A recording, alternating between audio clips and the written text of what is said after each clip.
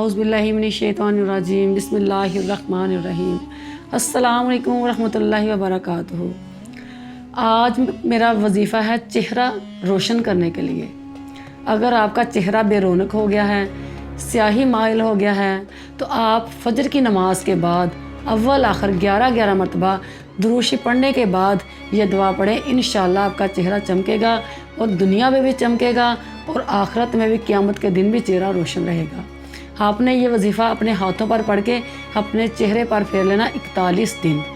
اللہ المالک المصور، اللہ المالک المصور، اول آخر 11 مرتبہ درود ابراہیم کے ساتھ پڑھیں اور اپنے ہاتھوں پر گھونٹ مار کے چہرے پر مر لیں، انشاءاللہ آپ کا چہرہ روشن ہو جائے گا۔ دوسرا وظیفہ حسبنا اللہ و نعم الوکیل، یہ حضرت ابراہیم علیہ السلام نے اس وقت پڑھا جب ان کو نمرود چیخا میں ڈالنے لگا۔ اس وقت آسمان سے آواز آئی، اے ابراہیم اگر آپ حکم دو تو بادلوں سے بارش برسا کے یہ چیخا کی آگ کو ٹھنڈا کر دیں۔ آپ نے فرمایا حسبنا اللہ و نعم الوکیل، میرا اللہ ہی میرے لیے کافی ہے۔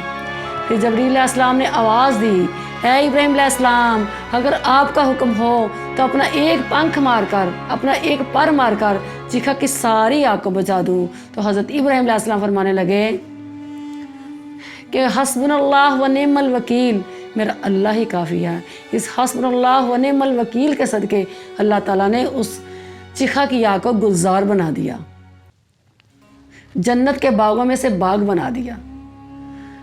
آپ صلی اللہ علیہ وسلم فرمایا جب تم بہت پریشان ہو، بہت مشکل میں ہو تو پڑھا کرو حسبنا اللہ و نعم الوکیل، اللہ توکلنا، تو اللہ مشکل سے نکلنے کا تجھے راستہ بتا دے گا۔